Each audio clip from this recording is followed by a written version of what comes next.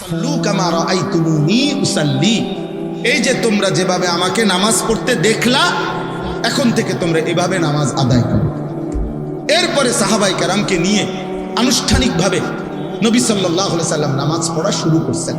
তাহলে নিজে আগে জিব্রাইল থেকে 2 দিন বুঝে নিছেন, আবার সাহাবায়ে কেরামকে হাতে কলমে প্র্যাকটিক্যাল বুঝাইয়া দিছেন, এরপরে নিজে সাহাবাদেরকে নিয়ে আদায় করছেন।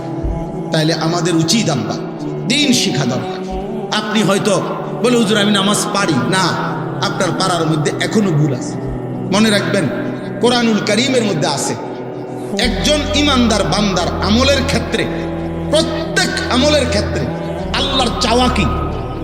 শুধু আমল না, বরং আল্লাহর চাওয়া হলো আহসানে আমল, লিয়াবলুয়াকুম আইয়ুকুম আহসানু আমালা। আল্লাহ তাআলা বলেন, বান্দা আমি শুধু আমল চাচ্ছি না, আমি চাচ্ছি প্রতিটা আমল সর্বোচ্চ সুন্দর হোক, সেটা চাচ্ছি। শুধু কি চাচ্ছি না বলেন না, শুধু আমল না, শুধু আমল না, কোন রকম জোরাতালির নামাজ না, কোন রকম জিকির না, কোন রকম নামাজ না, কোন রকম তেলাওয়াত না, কোন রকম ইসলামে অনুমোদিত নয়। ইসলামে কোন রকম বলতে কিছু নেই, আপাতত বলতে ইসলামে কোনো বিধান নাই, সব বিধানই পূর্ণাঙ্গ। সব বিধানই কি? পূর্ণাঙ্গ, পূর্ণাঙ্গ। আপাতত কোন রকম বলতে কিছু নেই।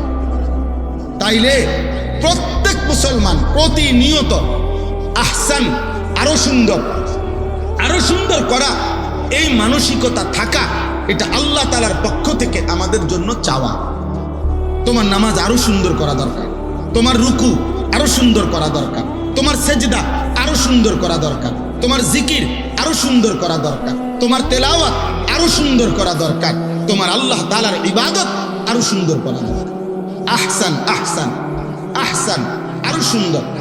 গত 1-2 বছর আগে আমার খুলনার হজরত, বাংলাদেশের একজন বড় বুজুর্গ আরেফ বিল্লাহ হজরত মাওলানা মুফতি নুরুল আমিন সাহেব, অনেক বড় আল্লাহওয়ালা, করাচি হজরত কুতবে আলম হজরত মাওলানা শাহ হাকিম মোহাম্মদ আখতার রহমতুল্লাহ আলাইহির খলিফা হজরত, অনেক বড় আল্লাহওয়ালা।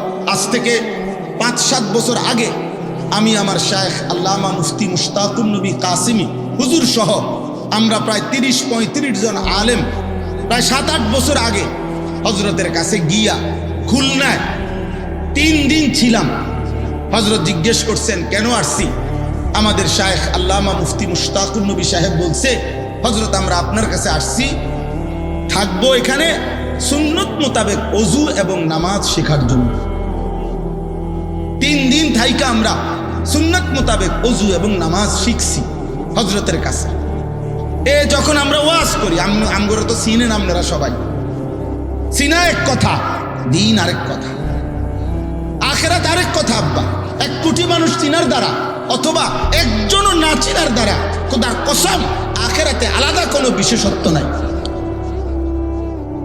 হাসরের মাঠে আলাদা কোনো বিশেষত্ব নাই। পরিচিতি কিংবা সুখ্যাতি কিংবা অখ্যাত মানুষ, অপরিচিত মানুষ, এদের কিছু আসে যায়। কোরআনুল কারীমের মধ্যে কোন নবীর নাম আছে, কোরআনে নবীর নাম আছে যতজন, নাই তার চাইতে বেশি লক্ষগুণ।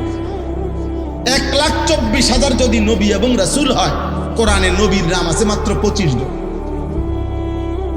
25 জন।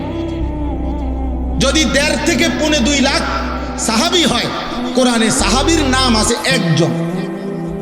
কয়জন জানেন এটা? কোরআনুল কারীমে সাহাবীদের মধ্যে নাম আছে শুধু 1 জনের, 1 জন সাহাবীর নাম যায়েদ, এই নামটাই শুধু আছে, আর কারো নাম নাই, আর কারো নাম নাই। তাহলে এই পৃথিবীতে দুনিয়াবি পরিচিতি কিচ্ছু আসে যায় না। এরপরে গত 2 বছর আগে আবার একদিন রাত্রে, রাত 2টা বাজে, এই খুলনার হজরতকে আমি নিজে বললাম ঘুমের আগে, হজরত আমি আমার নামাজটা আমি একটু একা দেখাই, হয় কি না? হজরত পুরা নামাজ দেখে বললেন, মৌলানা রুকুর সময় আপনার এই ডান হাত একটু এদিকে বাঁকা হয় বেশি, এটা সোজা করতে হবে, মানে এভাবে হাত থাকতে হবে। আমি বললাম হজরত আপনি ধরে ঠিক করে দেন। 5-6 বার ধরে ঠিক করে দিছে। আলহামদুলিল্লাহ এখনো পর্যন্ত প্রত্যেক দিন প্রতি ওয়াক্ত এগুলো না মানে এগুলো না মানে ওগুলো না মানে লাগবে না খালাস। তো প্রত্যেক ওয়াক্ত নামাজের সময় আমার এটা মনে পড়ে যে হযরত আমাকে বলছেন এই হাত কি রাখতে, সোজা রাখতে। অধিকাংশ বেলা আমার এটা মনে পড়ে। তাহলে নামাজ সুন্দর হওয়া, আরো সুন্দর হওয়া আমারও দরকার, আপনাদেরও দরকার, আপনাদেরও দরকার, আমাদের সকলের দরকার। আমরা বড় খামখেয়ালি মানুষ। যেই সমস্ত গাফেল ইবাদত করে না, যেগুলো নামাজ পড়ে না, ওই ফালতুদের তো কোনো আলাফে নাই, ওইগুলা তো কোনো হিসাবের মধ্যেই নাই। কিন্তু যারা নামাজ পড়েন তাদের মধ্যেও গাফলতি অনেক। রাসূলুল্লাহ সাল্লাল্লাহু আলাইহি সাল্লামের স্পষ্ট হাদিস শুনেন, আবু দাউদ শরীফের হাদিস। নবীজি বলছেন, তিলকা সালাতুল মুনাফিক, ওই নামাজ মুনাফিকের নামাজ। 3 বার বলছে, ওই নামাজ মুনাফিকের নামাজ, ওই নামাজ মুনাফিকের নামাজ। কামা ফানাক্কারা আরবাআন লা ইয়াযকুরুনাল্লাহা ইল্লা কালিলা, যে দাঁড়িয়ে 4 রাকাত নামাজ আদায় করছে যেন 4টা ঠোকর মারছে, এত দ্রুত যে যেন 4টা ঠোকর মারছে, বর্ষির ঠোকর দিছে, যেন 4টা ঠোকর মারছে। নবীজি বললেন, লা ইয়াযকুরুনাল্লাহা ইল্লা কালিলা, একেবারে যত সামান্য পরিমাণ সারা আল্লাহর জিকির, তাসবিহ, সূরা, কেরাত, দোয়া, কালাম একটাও সুন্দরভাবে পড়ে নাই। খোদার কসম, নবী 3 বার বলছে ওই নামাজ মুনাফিকের নামাজ, মুনাফিকের নামাজ, মুনাফিকের নামাজ। বলেন তাহলে আমরা এটা কি নামাজ? দোয়ায়ে কুনুত যার শুদ্ধ হয় না, এটা কি নামাজ? তাব্বাত ইয়াদা কুল হুয়াল্লাহ শুদ্ধ হয় না, শব্দ হইল সুবহানা রব্বিয়াল আযীম। আমরা এখন সুবহানা বিলাজিম, সুবহানা বিলাজিম, সুবহানা বিলাজিম কিতা? হ্যাঁ, আপনি এটা কি বললেন? কি বললেন এটা? আত্তাহিদুলিল্লাহ সাল্লাল্লাহু তাআলা সাল্লামু আলাইহি ওয়া সাল্লাম ওয়া নবিয়ুল্লাহ সাল্লাল্লাহু শাহাদু আল্লা ইলাহা ইল্লাল্লাহ ওয়া আন্না রাসূলুহু আল্লাহুম্মা সাল্লি আলা মুহাম্মাদ ওয়া আলা আলি মুহাম্মাদ কামা সাল্লাইতা আলা ইব্রাহিম ওয়া আলা আলি ইব্রাহিম ইন্নাকা হামিদুম মাজিদ আল্লাহুম্মা বারিক আলা মুহাম্মাদ ওয়া আলা আলি মুহাম্মাদ কামা বারাকতা আলা ইব্রাহিম ওয়া আলা আলি ইব্রাহিম ইন্নাকা হামিদুম মাজিদ আল্লাহুম্মা ইন্নী যালামতু নাফসি যুলমান কাসীরান ওয়া লা ইয়াগফিরু যুনুবা ইল্লা আনতা ফাগফির লিমা কুল্লা মিন ইনদিকা রাব্বি ইন্নাকা আনতাল গফুরুর রহিম। আসসালামু আলাইকুম ওয়া রাহমাতুল্লাহি ওয়া বারাকাতুহু। সুবহানাল্লাহ সুবহানাল্লাহ সুবহানাল্লাহ সুবহানাল্লাহ আলহামদুলিল্লাহ আল্লাহুম্মা আমিন রাব্বানা যালামনা আনফুসানা ওয়া তাগফির লানা লানাকুন্না মিনাল খাসিরিন বিরহমাতিকা ইয়া আরহামার রাহিমিন। খালাস, কুল্লু খালাস, কুল্লু খালাস। উড়ে এলাইলো। আর এটা জাপানি মেশিনে এটা কি পড়লেন? এটা বলে এটা ইনসাফ হইল? এটা নামাজ হইল? বলেন এটা তাসবিহ হইল? নবী সাল্লাল্লাহু আলাইহি সাল্লাম আপনার কল্পনায় বলে একজন মানুষ বলেন, একজন মুসলমান নবীজি এভাবে তাসবিহ করতেন, এমনি করতেন। এটা তাসবিহ হলো? এটা ফাজলামি করলেন না? এটা ফাজলামি করলেন না আপনি? বলেন। এই জন্য আব্বা আগে নামাজিদেরকে বললাম, যারা নামাজ পড়েন আপনাদেরকে বললাম, আপনাদের নামাজ আরো সুন্দর হওয়া দরকার। আপনি যদি বলেন হুজুর কতজনে নামাজে তো পড়েন, আমরা তো পড়ি না, এসব ফাঁকনা কথাই হতো না। আখিরাত এইটার ভিত্তিতে না। কেউ নামাজ পড়ে নাই এই কারণে আপনার এটা কোন রকম জোরাতালি দিলে চলবে, আল্লাহ কথা বলেন। আল্লাহ কথা বলেন কোরআনুল কারীমের মধ্যে আছে, ফাকাতিল ফি সাবিলিল্লাহ লা তুকাল্লাফু ইল্লা নাফসাকা। কথা শুনেন, নবীজিকে বলছেন সাল্লাল্লাহু আলাইহি ওয়াসাল্লাম, সূরা নিসার আয়াত। কোরআনে আল্লাহ আমাদের নবীকে বলছেন, হে বন্ধু, যুদ্ধের ময়দানে আপনার সাথে যদি একজন সাহাবীও আপনার অনুসারী একজনও যদি না থাকে, তবু আপনি একাই আল্লাহর পথে যুদ্ধ করবেন। ফাকাতিল এক বচনের শব্দ। এরপরে আল্লাহ বললেন কেন জানেন? লা তুকাল্লাফু ইল্লা নাফসাকা।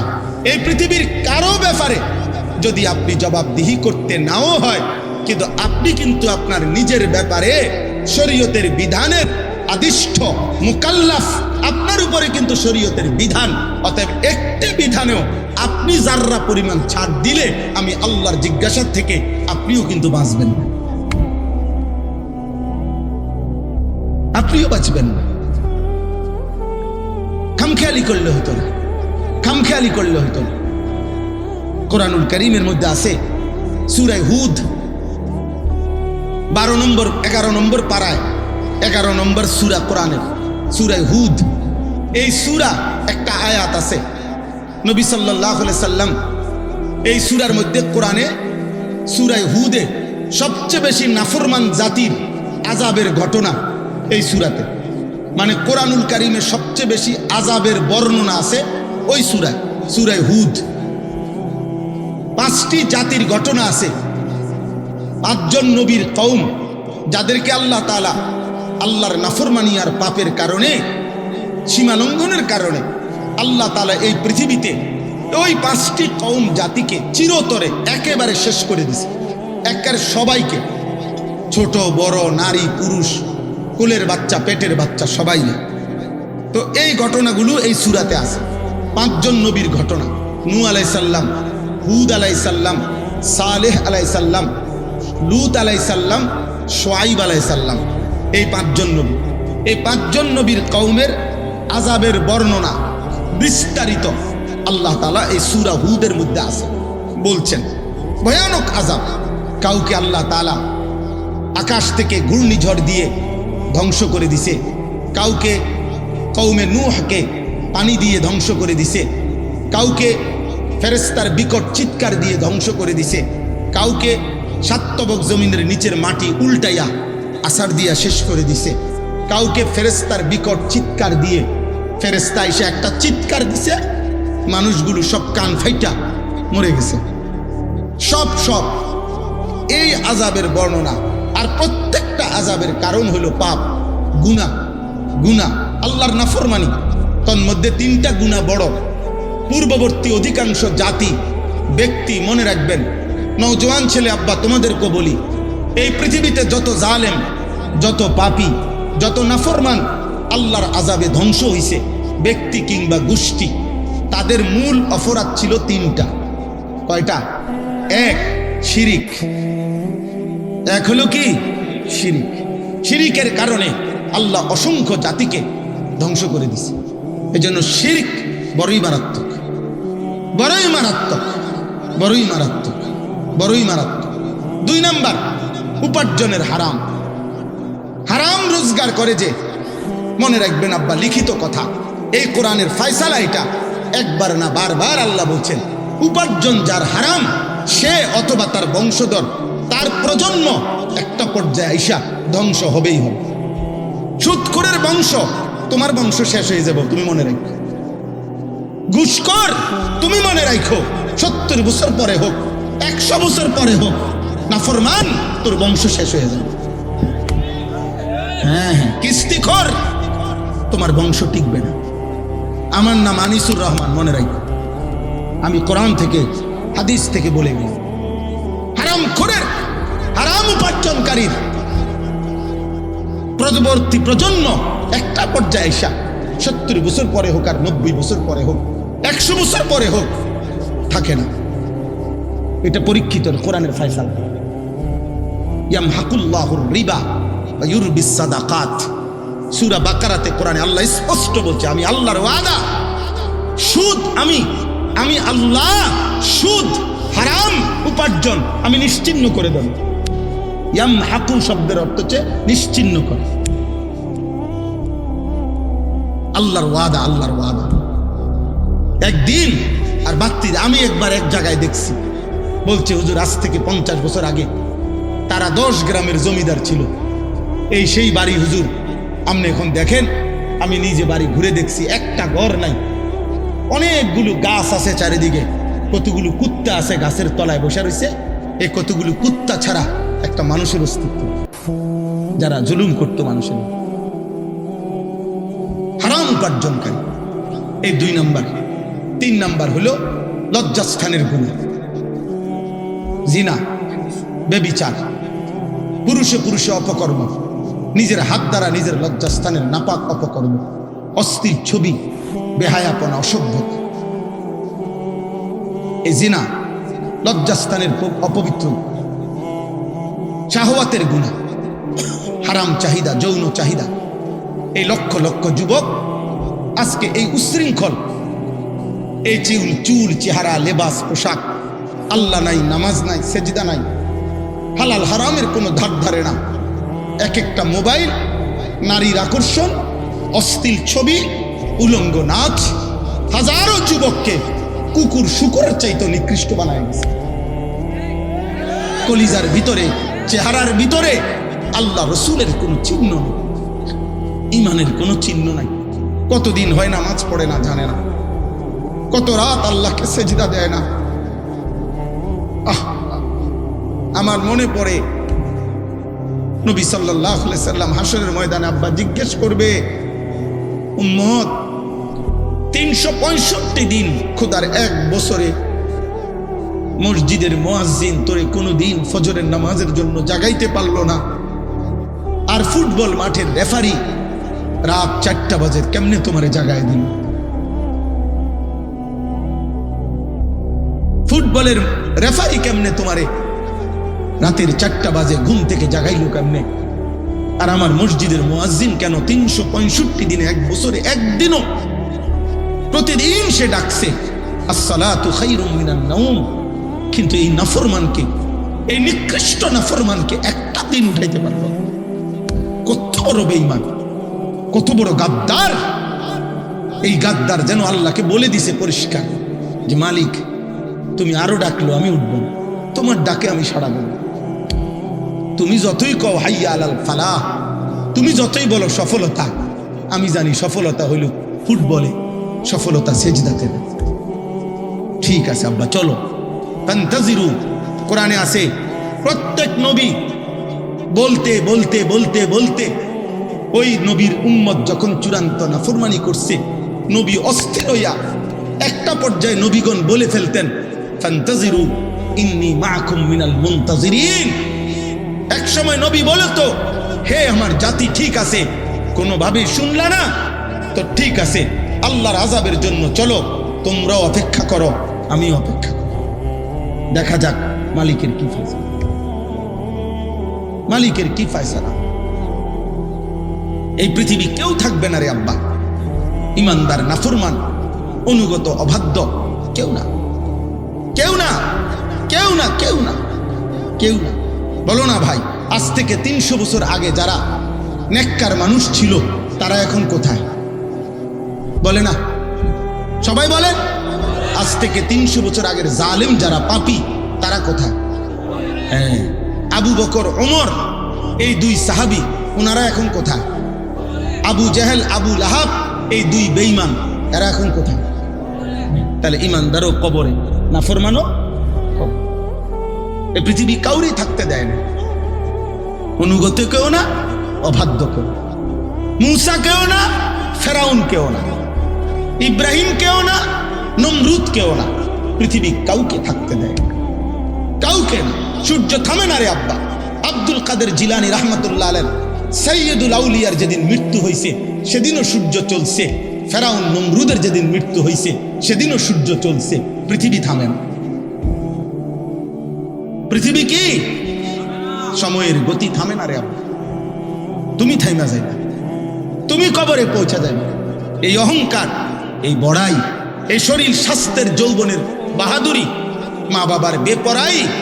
মৌলানা বলল পিতা মাতার অবাধ্যতার ব্যাপারে অনেক সুন্দর কথা বলছে মৌলানা, মাশাআল্লাহ। আমি কিছুটা শুনছি, অনেক চমৎকার বয়ান করছে। আল্লাহ তাআলা জবানে বরকত দান করেন। তো এজন্য বললাম এটা জরুরি। তো আমার বলার উদ্দেশ্য হলো এই 3টা পাপ মারাত্মক, মনে রাখবা যুবক। 1 নাম্বার শিরিক, 2 নাম্বার উপার্জনের হারাম। যারা অভিভাবক আছেন, রোজগার করেন, যারা পয়সা কামাই করেন, আপনাদের জন্য কথাই, উপার্জনের হারাম কইরা আমনও টিকতেন না, ফ্যামিলিও টিকত না, ফ্যামিলিও টিকত না। 70 বছর পরে না, 700 বছর পরে হইল আমনের বংশধররে মানসি এটাই কইব, ওই তো তোরে চিনি, তোর দাদা সুদ করেছেন। সার বেড়া আনতে বেটা, লম্বা লম্বা কথা কইতে যা বেটা, তোরে চিনি না বেটা, আমরা চিনি না, আমরা জানি না তোমার আব্বা কিতা আসিল, বাটপাড়ের হদ্দার আসিল বেটা, ওনা হিসাব লম্বা লম্বা কথা কইতি বেটা। পাপ মুছা যায় না, পাপ কি করা যায় না, মুছা যায় না। আল্লাহ মাফ না করিলে, তওবা না করিলে, আল্লাহর কাছ থেকে মাফ না নিলে বড় মুশকিল, বড় মুশকিল। বড় মুশকিল। এই জন্য হারাম রোজগার করবেন না, হারাম রোজগার করেন না আব্বা। হারাম রোজগার শুধু শুধু কেন সুদ নিলেন, কেন কিস্তি নিলেন, কেন লোন নিলেন, কেন ওজনে কম দিলেন, কেন মিথ্যা বললেন? আহা, আল্লাহ তাআলা বলে, বান্দা এত বড় সূর্য, এত বড় চন্দ্র, এত বড় আসমান, এত বড় জমিন, এত আলো, এত বাতাস, এত রোদ, এত বৃষ্টি, এত আলো, এত অন্ধকার, গ্রহ নক্ষত্র, এত গাছ, এত ফুল, এত ফসল, এত পশু, এত পাখি, এত কীট পতঙ্গ, এত কিছু আমি তোমার জন্য ব্যবস্থা করতে পারতেছি। প্রতিদিন প্রতি ঘন্টা অল্প কোগা ভাত আর একখান গড় আমি বুঝি তোমার দিতে পারতাম না। এই বুঝি কয়টা ভাতের লেগা আর একখান গড়ের লেগে এতটি মিথ্যা কথা কইলা? এত সুদ, এত কিস্তি, এত মিথ্যা, এত ধোকা, এত ওজনে কম দেওয়া, এত বাটফারি করলা এই গড়িয়ানের লেগা? বলেন না, একজন মানুষের শেষ পর্যন্ত কিতা এটাই তো দেখাই যে গড়িয়ান করছি, এ গড়িয়ান করছে। আর কিতা করছেন? আর এই বাজার সদাই পাঙ্গাস, তেলাফিয়া, কিরা, টমাটো, দৈন্যতা, কাঁচামরিচ, দুন্দুল, করলা, আর কিনা, আর হলো বন, বিড়ি, চা, আলু চপ, পেঁয়াজ, পান, সুপারি, এই শেষ। এই চাচার হায়াত শেষ। 70 বছরে কতগুলো বন খাইছে আর বিড়ি খাইছে। শেষ বয়স কেমনে কাটাইছেন কাকা? এই আল্লাহর রহমতে আপনাকে 10 জনের দোয়ায় চা দোয়ানি, আমরা দোয়াই আমরা চা দোয়ানি বন খাই, বুঝলেন? বিড়ি খায়, শুনুন, বিড়ি খায়। আস্তাগফিরুল্লাহ, আস্তাগফিরুল্লাহ, নাউযুবিল্লাহ। আফসোসের বিষয়, আমার কথা রাগ করেন না, আমি প্রয়োজনে আর কোনোদিন আসবো না। আমি এই কথা মাথায় রেখেই ওয়াজ করি। বাকি আমার একদম স্পষ্ট কথা, 60 বছর 50 বছর এরকম বয়স্ক যেই সমস্ত লোক এখনো বিড়ি সিগারেট খায়, এ কথাই স্পষ্ট। এই লোক নির্লজ্জ, এই লোকের কোনো লজ্জা শরম নাই, একদম শরম নাই, শরম নাই, তোমার কোনো শরম নাই। 60 বছর বয়সও আপনার থেকে যদি এই সমাজের ছেলে পেলে, নাতি নাতনি কিছুই শিখতে না পারে, আর কোন দিন শিখবো আপনার থেকে? 60 বছর বয়সে আপনার থেকে কি শিখবো? বিড়ি ঘরের থেকে শিখবে কি? কথা বলেন না কেন? চা দোকানে যে নর্তকীর নাচ দেখে, টেলিভিশনে নর্তকীর নাচ দেখে, এমন বুড়ামিয়ার থেকে বাকিরা কি শিখবে? বলেন, আপনি বলেন, বলক, একজন প্রতিবাদ করেন, আপনি এসে এখানে বলেন কি শিখতো আপনার থেকে? বিড়ি খানা? কি শিখতো? আপনাদের সন্তান আপনাদের কাছে আমানত। এই ছেলে পেলেগুলো নামাজ পড়ে না, এই ছেলেগুলো সারাদিন রাত মোবাইল টিপতেছে। আমি সেদিন আব্বা গত সপ্তাহে, গত শনিবারে আমি এক জায়গায় ফজরের নামাজ পড়ছি, মাহফিলের জন্য যাইতেছিলাম আরেক জায়গায়। সারা রাত্র জার্নি করে রাস্তার পাশে এক মসজিদে ফজরের নামাজ পড়তে ঢুকছি। আমি এবং আমার শায়েখ আল্লামা মুফতি মুশতাকুন নবী কাসেমি, আমরা দুইজনের গাড়িতে ফজরের নামাজের জন্য ঢুকে দেখি, আল্লাহর কসম এই কোরআন হাতে বললাম, মসজিদের মধ্যে দেখছি শুধু 2 জন মুসল্লি, 2টা ছেলে। ইমাম সাহেবটাও একটা ছেলে, মুসল্লিটাও একটা ছেলে। এই 2টা ছেলে ছাড়া একটা লোক মসজিদে নেই, একটা লোক নাই, একটা লোক নাই। ছেলেটা বলল, হুজুর এটা 3 মৌজার জামে মসজিদ। মানে 3 মৌজা বোঝেন তো ভাই? এক গ্রামে তো আর 1 মৌজা না, কয়েক গ্রাম মিললে একটা মৌজা হয়। 3 মৌজার জামে মসজিদ এটা। শুধুমাত্র 2টা ছেলে ফজরের নামাজের জন্য মসজিদে। এই জাতির ভবিষ্যৎ কি? বলো না আব্বা, তোমরা যারা ছেলেরা নামাজ পড়ো না, একদিনও তোমরা আগামী দিনে কেমনে বাঁচবা? কেমনে বাঁচবা? আল্লাহর দয়া ছাড়া বাঁচবা কেমনে রে আব্বা? আল্লাহর ফজল ছাড়া কেমনে বাঁচবা? আফসোসের ব্যাপার, আফসোসের ব্যাপার, আফসোসের ব্যাপার। হযরত আব্দুল্লাহ ইবনে মাসউদ, আমি বিশুদ্ধ হাদিস বলতেছি, নবী সাল্লাল্লাহু আলাইহি সাল্লামের বিখ্যাত সাহাবী হযরত আব্দুল্লাহ ইবনে মাসউদ বলেন, লাম ইয়াতাখাল্লাফ আন্না নবীজির জামানায় ফজরের নামাজে মসজিদের জামাতে 5 ওয়াক্ত নামাজের জামাতে যারা উপস্থিত হতো না, অনুপস্থিত থাকতো, খোদার কসম সাহাবী বলেন আমরা তাদেরকে বুঝতাম কানা মুনাফিকান বাইয়িনুন নিফাক, এটা প্রকাশ্য মুনাফিক। আল্লাহর কসম নবী সাহাবী মসজিদের জামাতে যে আসতো না, সাহাবী বলেন আমরা তাকে চিনতাম এটাই, এই নামে যে এটা প্রকাশ্য মুনাফিক।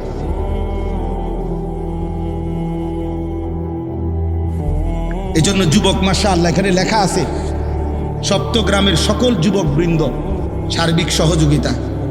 নওজোয়ান তোমরা যারা এই মাহফিলের সাথে সম্পৃক্ত, তোমাদের অনেকের গলায় বেইস আছে, আমি তোমাদেরকে বলি তোমরা যদি আমগরে ভালোবাসা থাকো, মহব্বত করে থাকো, এই মহব্বতের দাবি নিয়ে বলতেছি আব্বা তোমরা একজন আরেকজনকে আগামীকালকে মিটিং করো, পরামর্শ করে বসো যে আমরা এক বন্ধু আরেক বন্ধুকে ফজরের নামাজের জন্য ডাকবো।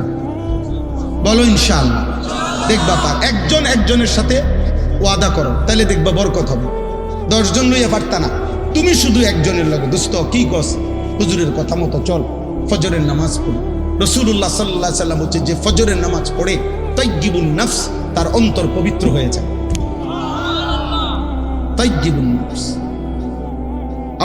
আল্লাহ নবী বলছে যে ফজরের নামাজ পড়ে না, আল্লাহর কসম নবী বলছে খাবিসুন নফস, ওর অন্তর হলো খবিস, ওইটা খবিস, খবিস এটা খবিস, খবিস এটা ফজরের নামাজ যে পড়ে না এটা খবিস, খবিস, খবিস এটা।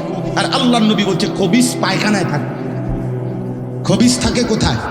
পায়খানা। এই জন্য নবীজি বাথরুমে পায়খানায় ঢুকতে এ খবিস থেকে পানা চায়। বাথরুমে ঢুকার দোয়া কি? মানে কি কোন আমনে কোন খবিস না?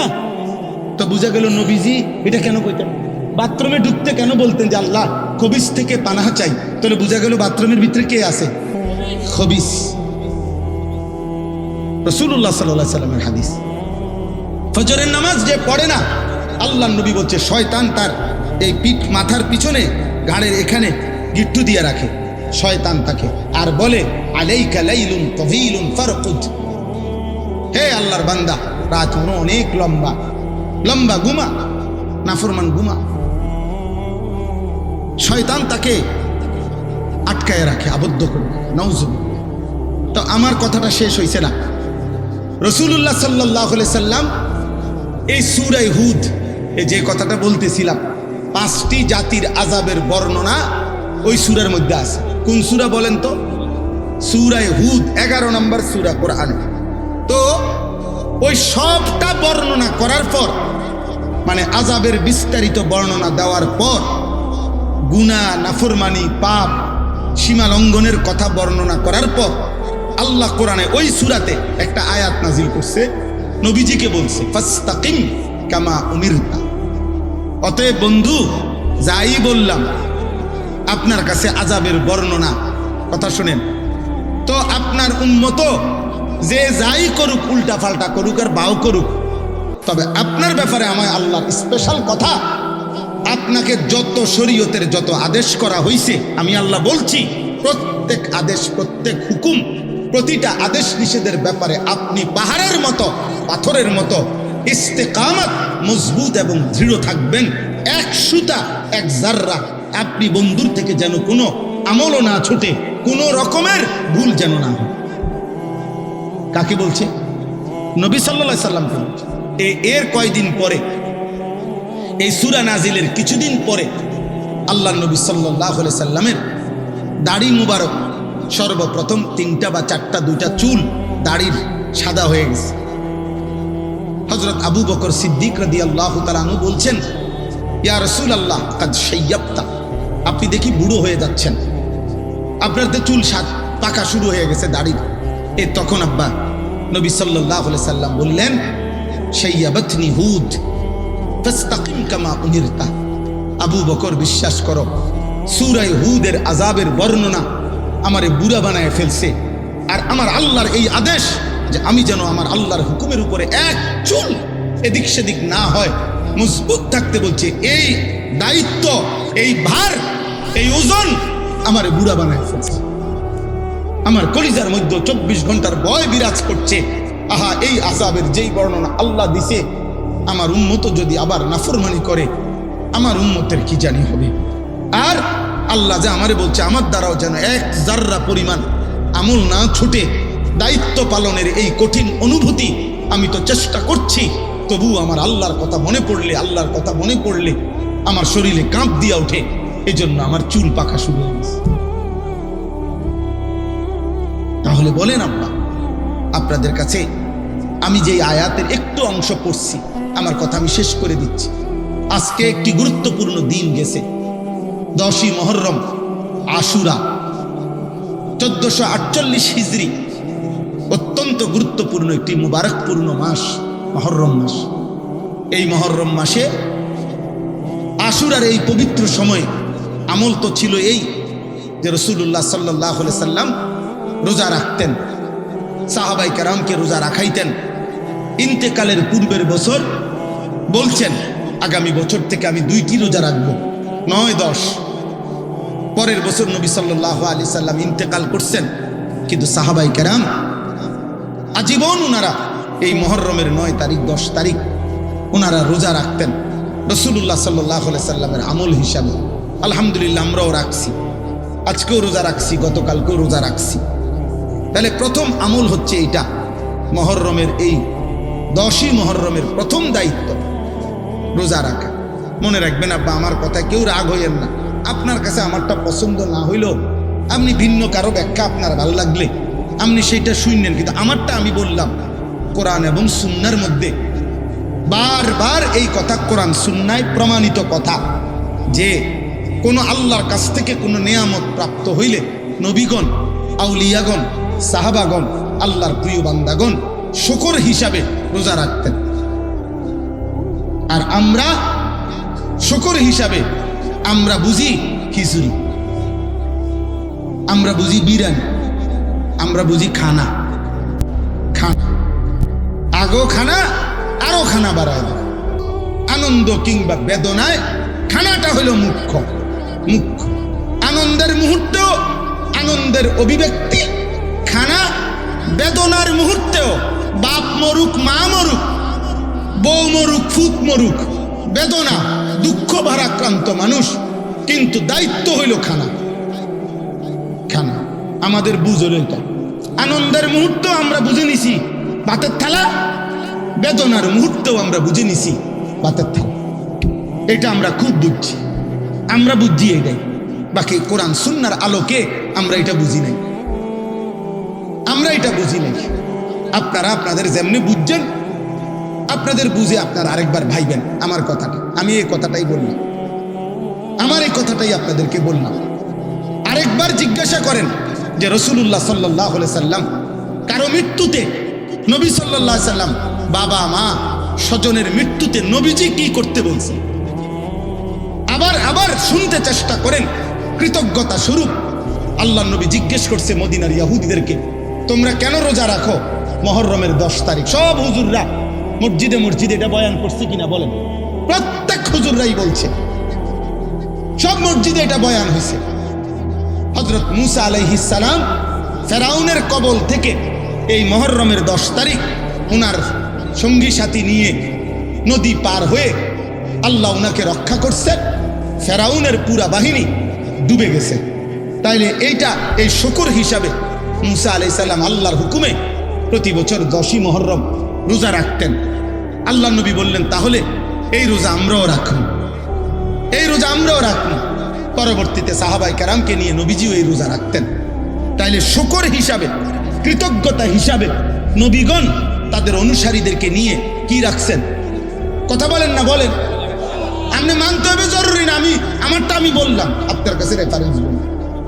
রাসূলুল্লাহ সাল্লাল্লাহু আলাইহি সাল্লাম এ কথা সমস্ত আলেম স্বীকার করবে কোনো সন্দেহ ছাড়া। নবী সাল্লাল্লাহু আলাইহি সাল্লাম সোমবার দিন প্রত্যেক সপ্তাহে নবীজি সোমবারে রোজা রাখতেন। নবী সাল্লাল্লাহু আলাইহি সাল্লাম রোজা রাখতেন, এটা সব হাদিসের আছে। আল্লাহ নবীকে জিজ্ঞেস করছে, ইয়া রাসূলুল্লাহ, আপনি সোমবারে রোজা রাখেন কেন? নবী সাল্লাল্লাহু আলাইহি সাল্লাম বলেন, ফিহি বুলিতু, এই দিনে আমি জন্মগ্রহণ করেছি। আমার জন্মের খুশিতে, আমার জন্মের আনন্দে শুকর হিসাবে আমি প্রত্যেক সোমবারে রোজা রাখি। তাহলে আপনাদেরকে এটাও যদি ভুল বলে থাকি তো আপনি ফেলে দিয়েন, কোনো অসুবিধা নাই, আপনি বাদ দিয়ে দিয়েন। কিন্তু ইনসাফ যদি বলে থাকি, যদি হাদিস বলে থাকি, সত্য বলে থাকি, আরেকবার বাইবেল। তাইলে আনন্দ কিংবা বেদনা, যদি 10ই মুহররম মুসা আলাইহিস সালাম ফেরাউনের বাহিনী থেকে উদ্ধার হইছেন, এটার যদি কৃতজ্ঞতা হয় তাইলেও তিনি রোজা রাখছেন। আর যদি ইমামে হুসাইন রাদিয়াল্লাহু তাআলা আনহুর কারবালার এই হৃদয় বিদারক কলিজা ছেঁড়া আহলে বাইতের শাহাদাত আর খুনের কথা যদি স্মরণ হয়, তাইলেও তো বিরানি আর ভাতের থালা হাতে উঠবার কথা না। বলেন মিয়া, ইনসাফ কি বলে? মিয়া, ইনসাফ কি বলে? ইনসাফ কি বলে? বলো না, ইনসাফ কি বলে? আমি করছেন আপনারা, আমার মানা নাই, কিন্তু আমার ওই জাকির বলছে, আগে শুনাইছে, আমি আর পরও কিছু বলি নাই, হজম করছি। কিন্তু আপনারা বলেন, আপনারা এই জরি লাগাইছেন কেন? বলেন, আপনারা কল্পনা করেন, ছেলেরা তোমরা কল্পনা করো, ধরে নাও আজকে 10ই মুহররম, মনে করো এই মসজিদের সামনে ইমামে হুসাইনের পবিত্র লাশ এখানে না রাখছে, মনে করো আহলে বাইতের 71 জন আহলে বাইতের পবিত্র সদস্যের খুন ঝরা লাশ কারবালার মাঠ থেকে মনে করে এখানে না রাখছে, তো তোমার দায়িত্ব কি? এই ফুল লাগানো? বলেন না ভাই, আপনার ইনসাফ কি বলে? বলেন, তর্ক ছাড়া কম। রাগ হইেন না আপনারা, আমি শুধু বুঝাইলাম আনন্দ কিংবা বেদনায় উল্লাস কেমনে হয়, আনন্দ কিংবা বেদনায় খানা কেমনে মুখে আসবে, শুকর হিসাবে তো নবী সাল্লাল্লাহু আলাইহি সাল্লাম শিখাইছেন রোজা। আমরা একজন একজন করে লিখি, হিসাব করি। এখন হাত তোলার দরকার না, আমি হিসাব নিচ্ছেন, মুখে বলতেছি আর কি, যে কয়জনের মনে ছিল রোজা রাখার কথা। অথচ কসম আল্লাহর, হাদিসে স্পষ্ট আছে, একজন মহিলা সাহাবী রুবাই বিনতে মুআফফিজ রাদিয়াল্লাহু তাআলা আনহা, তিনি বলেন, নবীজির জামানায় মুহররমের এই 10 তারিখের রোজা আমরা মহিলারাও রাখতাম, পুরুষরাও রাখতাম, নবীজিও রাখতেন। ওয়া নুসাউযিমু সিবিয়ানানা, আমরা আমাদের বাচ্চাদেরকেও এই রোজাটি রাখতাম, আমাদের বাচ্চারাও এই রোজা রাখত, বাচ্চাদেরকেও আমরা রোজা রাখি। তাহলে সাহাবায়ে কেরাম তাদের বাচ্চাদেরকেও নবীজির আনুগত্য শিখাইছেন, অনুসরণ শিখাইছেন। এই আমার এর দূরে কথা।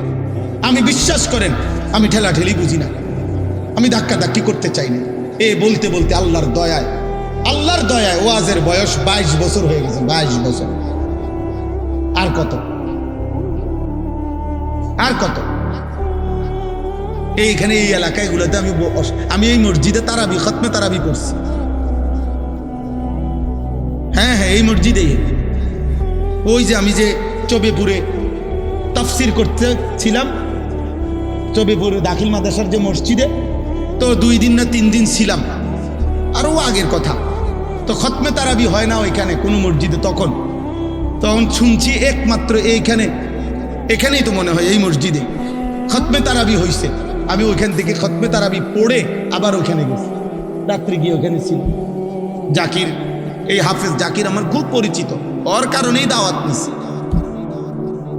অতএব আব্বা, আপনাদের আমি মাওলানা সাহেবকে চিনি, ওই জাহাঙ্গীর ভাইকে চিনি, এই চবেপুর এই অঞ্চল এলাকায় শতবার আসছি আমি, আশেপাশের সব এলাকা। তাহলে অতএব আমার বলার উদ্দেশ্য হলো, একজন মুমিন আনন্দের প্রকাশও করবে নবীজি সাল্লাল্লাহু আলাইহি সাল্লাম সাহাবায়ে কেরামের আমল হিসাবে, বেদনা সেটাও প্রকাশ করবে নবী এবং সাহাবীদের তরিকা। এটা তর্কের বিষয় না, এটা ঝগড়ার বিষয় না, এটা সুন্নি ওয়াহাবির বিষয় না, এটা কাজ্জা ফাসাদের বিষয় না, এটা হলো কোরআন সুন্নাহর সাথে মিলাইয়া নেওয়ার বিষয়। সাহাবায়ে কেরাম নবী সাল্লাল্লাহু আলাইহি সাল্লামের আমলের সাথে মিলাইয়া নেওয়ার বিষয়। আপনার জায়গা থেকে যদি আপনার মিল্লা যায়, খালাস। কথা বোঝেন নাই? আমার কাছে আইতে হইব আমার তরিকায়, এটা তো মাকসাদ না। মাকসাদ হইল আপনি যেখানেই আছেন, যার কাছেই আছেন, যেই পীর, যেই মুর্শিদে হোক, যেই আউলিয়ারি হোক, যেই দরবারি হোক, যেই খানকাই হোক, আপনি শুধু এতটুকু মনে রাখেন, ইবাদত কিংবা আমল, আনন্দ কিংবা বেদনা, সব অবস্থাতে সুখ কিংবা দুঃখ, আমাদের প্রত্যেক অবস্থার বহিঃপ্রকাশ রাসূলুল্লাহ সাল্লাল্লাহু আলাইহি সাল্লাম সাহাবায়ে কেরামের আমলের সাথে মিলানো উচিত। উচিত? কথা বলেন না কেন? উচিত। এই এদ্দুর আপনাদের বিবেকের কাছে বলে গেল, এদ্দুর আমাদের বিবেকের কাছে বলে গেল। মুহররমের উপলক্ষে ওমা ডেগে ডেগে খিচুড়ি, ডেগে ডেগে বিরিয়ানি, কি বুঝাইতে চাইছেন? না আমনি কোন ইমামে হুসাইনের শাহাদাত, ইমামে হুসাইন সেদিন, আরে যুবক শোনো আব্বা, সেদিন 10ই মুহররম কারবালার মাঠে সর্বশেষ ইয়াজিদের এই ঘৃণ্য বাহিনীর বিরুদ্ধে শেষ যখন 71 জন আহলে বাইত যখন শহীদ হয়ে গেল, ইমামে হুসাইন যখন একা আইসা দাঁড়াইছে, একা কারবালার প্রান্তরে, আমরা কিতাবে পড়ছি ইমামে হুসাইন সেদিন একা দাঁড়িয়ে তিনি যুদ্ধ যখন শুরু করছে, এরই সময়ে জোহরের নামাজের ওয়াক্ত হয়ে গেছে। ইমামে হুসাইন ওদের দিকে, শত্রু বাহিনীর দিকে তাকাইয়া, ইয়াজিদের বাহিনীর দিকে তাকিয়ে বলছে, তোমরা আমারে অল্প একটু সময় দাও, 10টা মিনিট সময় দাও, আমি আমার রবের সেজদা আদায় করব, জোহরের নামাজ আদায় করব। শিমার জিল জৌশান, যেই নাফরমান ইমামে হুসাইনকে শহীদ করছে, ওই শিমার জিল জৌশান, এই নাফরমান ওই পাশ থেকে চিৎকার দিয়া বলছে, হুসাইন তোকে নামাজ পড়তে দেব না জোহর, তার আগেই তোর কল্লা তোর দেহ থেকে আলাদা করে দেব। খোদার কসম, ইমামে হুসাইন তখন চিৎকার দিয়া বলছে, ঠিক আছে শিমার, তুই তোর কাজ কর, আমি আমার কাজ শুরু করলাম। আল্লাহু আকবার। উনি নামাজে দাঁড়ায় গেছে, বলছে ঠিক আছে, তুমি আমার কল্লা ফেলে দাও, আমি জান দেব, কিন্তু আমার রবের সেজদা দিয়ে যাও। ইমামে হুসাইন রাদিয়াল্লাহু তাআলা সেদিন রক্ত মাখা কারবালার প্রান্তরে জোহরের নামাজ আদায় করছে। আর তুমি নাফরমান, এক ওয়াক্ত নামাজ না পড়া, তুমি হুসাইন প্রেমিক আর আমি হুসাইনের দুশ্মন। আচ্ছা ঠিক আছে, ইনশাআল্লাহ হাসরের ময়দানে তোমার লগো আমার দেখা হবে,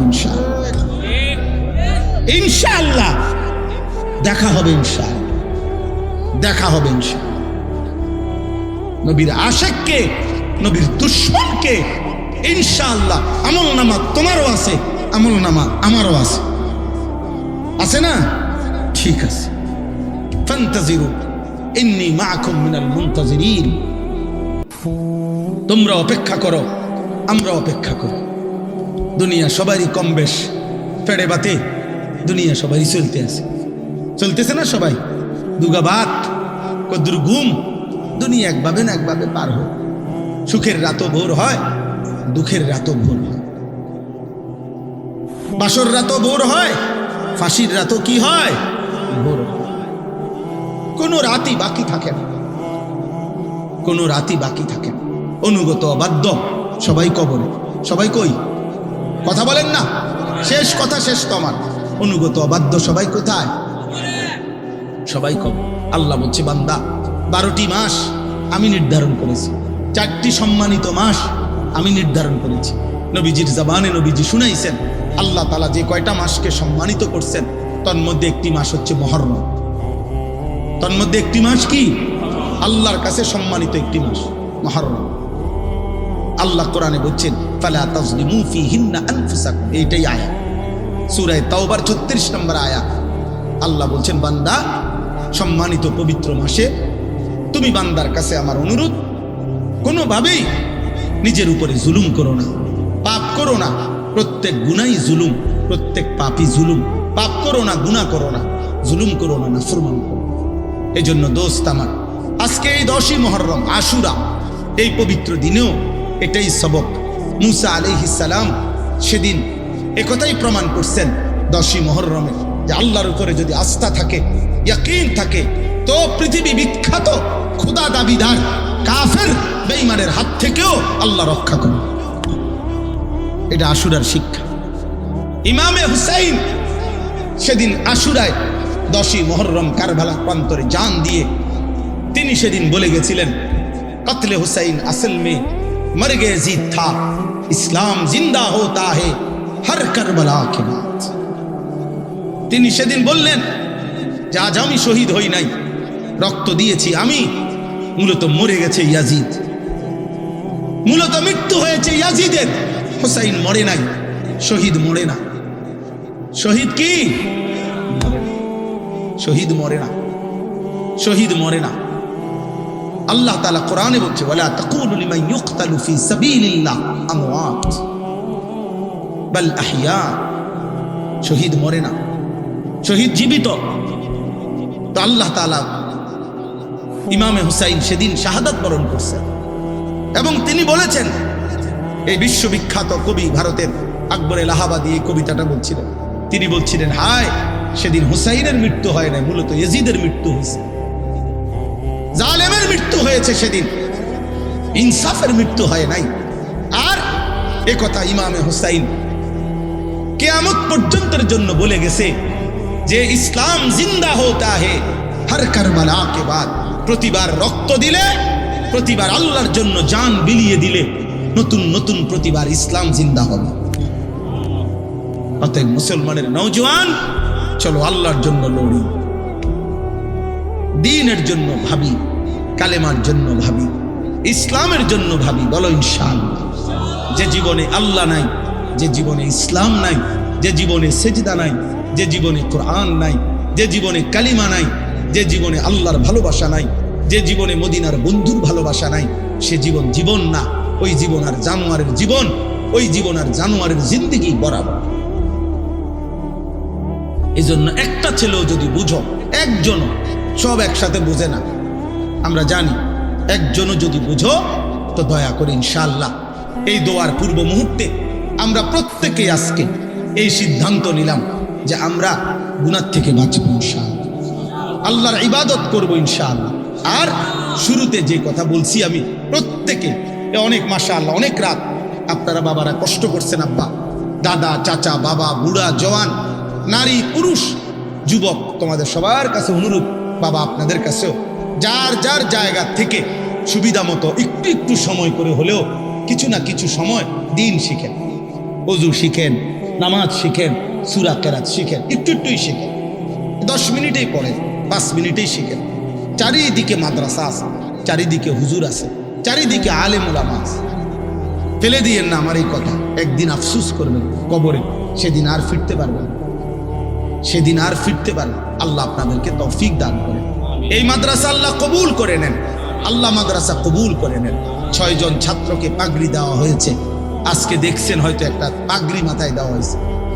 একদিন তারা যদি সত্যিকার হাফেজ, কোরআনের এই কোরআন যদি কলিজায় ধারণ করে আর এলেম আমলের সাথে যদি বাকি জীবন চালায়, ইনশাআল্লাহ দেখবেন এরা হাসরের ময়দানে বাদশা। এরা হাসরের ময়দানে কি? বাদশাহ, বাদশাহ, বাদশাহ। রব্বে করিম আরশে আজিমের মালিক আল্লাহ বলবে, বান্দা এদিকে আসো। হাফেজে কোরআনকে বলবে, ইকরা ওয়ারতাক। কোরআনের হাফেজ, একটা একটা আয়াত তেলাওয়াত করো, জান্নাতের একটা একটা তালা উপরে উঠো। হাফেজে কোরআন জিজ্ঞেস করবে, মাওলা কতটুকু উপরে উঠাবো? আল্লাহ বলবেন স্বয়ংক্রিয়ভাবে, লিফটের সুইচ দেওয়া আছে, তুমি সুইচ টিপন লাগতো না। ফাইন্না মানজিলাতাকা ইনদা আখিরি আয়াতিন তাকরাউহা। তোমার তেলাওয়াত শেষ হবে যেখানে, তোমার বাসস্থান জান্নাতে, অবস্থান স্থল তোমার রোম কামরা হবে সেখানে। তুমি পড়তে পড়তে শেষ করো। মিনাল জিন্নাতি ওয়ান নাস বলতে বলতে যত আয়াত হবে অত আয়াত উপরে তুমি সুবহানাল্লাহ। তখন ওই হাফেজে কোরআন 6000-এর চাইতে 6234 বিশুদ্ধ বর্ণনা। তো এই উপরে উঠা এলাকাবাসীকে সালাম দিবে যে, চাচা আমি আপনাকে সেই ছেলেটা, আল্লাহ আমার এই এনে উঠেছে। আল্লাহ কবুল করে নেন। আপনাদের যাদের ভালোবাসা, সহযোগিতায় একটা টাকার দান মনে রাখেন, মাদ্রাসার দানের 1 মিনিট কথা শুনেন, আর 5 মিনিটে শেষ করে দিচ্ছি। এই একটা টাকার দানে আপনি যেখানে মিশে গেলেন, 1000 টাকা, 10,000 টাকা, 5,000 টাকা, মনে রাখেন এটা একটা সিলসিলা। সিলসিলা মানে আমি আনিসুর রহমান আজ থেকে 35 বছর আগে আমি যেই মাদ্রাসায় পড়ছি, মনে করেন নোয়াখালী লক্ষ্মীপুর টুমচর মাদ্রাসায়, তাহলে ওই মাদ্রাসায় যারা দান করছে তাদের দানের টাকার থেকেও আমার খাবারের লোকমা আল্লাহ মিলাইছে। তো আমি সেই মাদ্রাসায় পড়ছি। আমার ছাত্র জীবনে আমি যতগুলো মাদ্রাসায় পড়ছি, ওই মাদ্রাসাগুলোতে তারা দান সাদাকা করছে। আজকে আল্লাহ তাআলার তৌফিকে দয়ায় যেটুকু কোরআন সুন্নাহর কথা আমরা বলতেছি, এর দ্বারা যদি সওয়াব হয়, খোদার কসম এই প্রত্যেক দাতার আমলনামাতেও সওয়াব উঠে। এবং আমি এখন আরেকজনকে শিখাইলাম, তো এবার সে বলতেছে, সে আবার আরেকজনকে শিখাবে, সে বলতেছে এই সিলসিলা মাদ্রাসার দান এটা আর থামে না, এটা আর শেষ হয় না। অতএব এই শেষ 4-5 মিনিট সময়, লম্বা কালেকশন না, আপনাদের প্রত্যেকের কাছে অনুরোধ, আপনারা প্রত্যেকে আপনাদের ভালোবাসা নিয়ে পকেটে হাত দেন। মাদ্রাসার জন্য যার যার ভালোবাসা দিয়ে যেটুক তৌফিক হয়, মহব্বত